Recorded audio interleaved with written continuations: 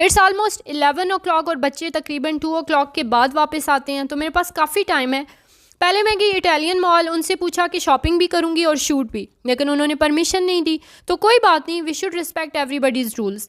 फिर मैं चली गई जिन्ना मॉल, उनसे पूछा तो उन्होंने कहा कि आप शॉपिंग के साथ शूट कर लें, लेकिन हमारे दो प्रॉब्लम्स हैं। नंबर 1 ये कि हमारी ऑफ़र्स की प्राइवेसी रहनी चाहिए, और सेकंड ये कि हमारे कस्टमर्स कैप्चर ना हों ताकि वो कोई एतराज़ ना करें।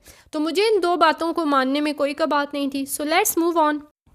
वैसे हमारी मंथली ग्रॉसरी 50% जनरल स्टोर से और 50% मॉल से होती है, क्योंकि मामू को लगता है कि मॉल्स में टैक्सेस ज़्यादा होते हैं तो आइटम्स एक्सपेंसिव होते हैं, और बच्चों की चीज़ें जैसे उनके फेवरेट बिस्किट, केचप और मायोनीज़ वगैरह कभी भी वहाँ से हमारी मर्ज़ी के मुताबिक नहीं आते थे। बिस्किट्स हम कोई और लिखते थे तो उनके पास जो अवेलेबल होते थे वही भेज देते थे।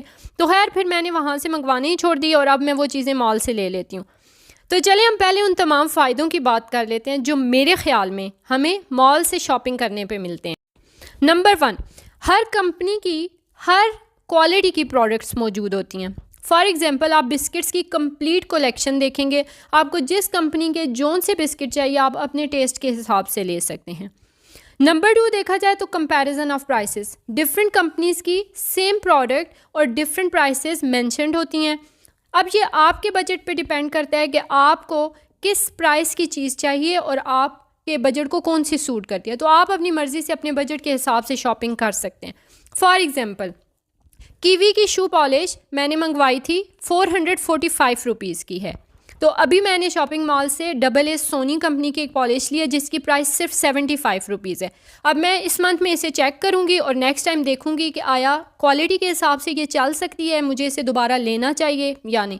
तो आई थिंक हमें न्यू कंपनीज़ को भी मौका देना चाहिए। जो कंपनीज़ नाम बना चुकी हैं या एडवर्टाइजमेंट उनकी ज़्यादा होती है, सिर्फ उन्हें ही नहीं यूज़ करना चाहिए, चेक कर लेना चाहिए। अगर आपके लिए वो सूटेबल है तो ठीक है, अगर नहीं तो आप दोबारा उन पर शिफ्ट हो। नंबर 3, मॉल्स में मुझे सबसे ज़्यादा कन्वीनियंट ये लगता है कि हर चीज़ की प्राइस मेंशन्ड होती है, बार बार आपको पूछनी नहीं पड़ती है और ना ही बार्गेनिंग करनी पड़ती है, क्योंकि लाइफ में मैंने जब कभी भी बार्गेनिंग की है मैं डिससेटिस्फाइड रही।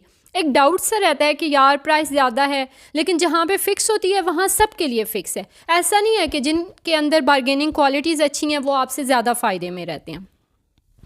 फोर्थ बेनिफिट ये है कि कुछ चीज़ें मॉल्स की तरफ से प्रीपेयर्ड और पैक्ड होती हैं जो आपके लिए काफ़ी बजट फ्रेंडली हो जाती हैं। मसलन कसूरी मेथी जो शान कंपनी की है वो 35 ग्राम पैकेज है उसका और उसकी प्राइस है 75 रुपीज़, लेकिन मॉल की तरफ से जो पैक दिया गया वो 50 ग्राम का पैक है और उसकी प्राइस है 35 रुपीज़। इसी तरह आप मैक्रोनीज़ भी देख लें, बेक पार्लर की मैक्रोनीज़ 1 kg आपको 440 रुपीज़ में मिलती हैं और जो मॉल की मैक्रोनीज़ हैं वो आपको 250 रुपीज़ पर kg मिलती हैं, और जनरल स्टोर से भी आपको इसी रेट से मिलती हैं, मींस के 250 रुपीज़ पर kg। लेकिन उनके सामने पड़े हुए खुले सैक्स देख के एक दफ़ा ये ख्याल ज़रूर आता है कि पास से गुजरने वाली हर वक्त गाड़ियों का धुआं और उड़ने वाली डस्ट इनके ऊपर सेव ही होगी। अच्छा, अब आपको एक मज़े की बात बताती हूँ। आप नेस्ले कंपनी का नेस्फ्रूटा जूस तो लेते ही होंगे, कमेंट में बताइएगा कि आप कितने का लेते हैं। एक दफ़ा मुझे एक जनरल स्टोर से लेने का इत्तेफाक हुआ। शॉपकीपर थे, वो बुज़ुर्ग आदमी थे और उन्हें बहुत सारी चीज़ों का हम खुद ही बता रहे थे कि बाबा जी वो सामने रैक में पड़ी है। तो जूस लेने के बाद मैंने ऐसे ही प्राइस चेक कर ली, प्राइस थी 47 रुपीज़। बाबा जी ने कहा कि ये जूस 70 रुपीज़ का है। मैंने कहा ये देखें 47 रुपीज़ लिखे हुए हैं, आप ऐसा करें मुझसे 50 रुपीज़ ले लें। लेकिन उन्होंने कहा कि नहीं, आप पूरे बाज़ार में कहीं से भी पूछ लें ये जूस 70 का ही मिलेगा। तो खैर हमने वहाँ से फिर कुछ भी नहीं लिया, लेकिन वो सही कह रहे थे, पूरे सिटी में हर जगह वो जूस 70 रुपीज़ का ही सेल हो रहा है। और मज़े की बात कि शॉपिंग मॉल्स पे 50 रुपीज़ का मिलता है।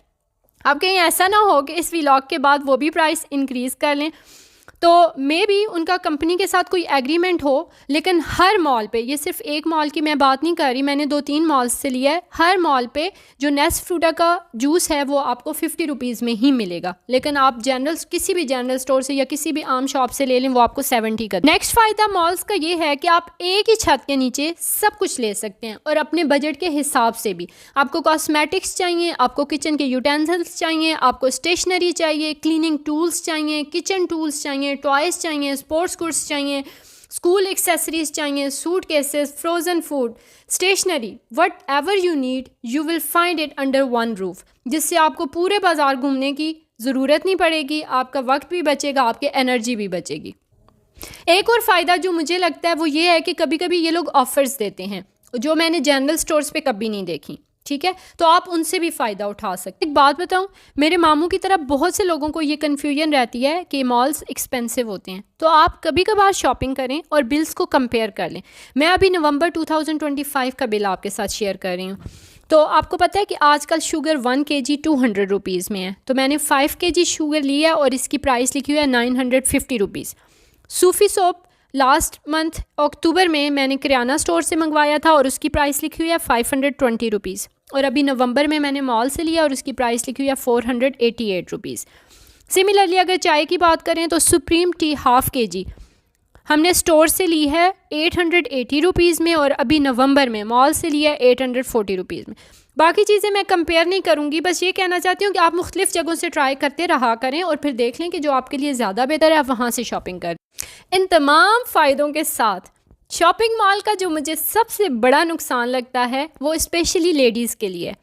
हमें मॉल में हर चीज़ अट्रैक्ट करती है, घर के इस्तेमाल की चीज़ें, बर्तन, टूल्स, बस ये चीज़ें हमें ऐसे खींचती हैं कि हमें लगता है कि इनके बगैर हमारा घर बड़ी मुश्किल से चल रहा है और इन्हें हमारे घर में ज़रूर होना चाहिए। इसलिए इस नुकसान से बचने के लिए ग्रॉसरी शॉपिंग की ज़िम्मेदारी आप जेंट्स को दे दें, या फिर अपने ऊपर कंट्रोल रखें, अपने जज्बात पे काबू रखें और अपनी लिस्ट तक, अपने बजट तक महदूद रहें। तो ये था जी आज का व्लॉग। इसका मकसद जनरल स्टोर्स को डाउन करना और मॉल्स को हाईलाइट करना हरगिज़ नहीं है, बल्कि ये मुकम्मल तौर पर मेरा पर्सनल एक्सपीरियंस है। कोई भी बात अच्छी लगे तो कमेंट कीजिएगा and don't forget to support me by liking, sharing and subscribing. आपकी समाहतों का बहुत बहुत शुक्रिया।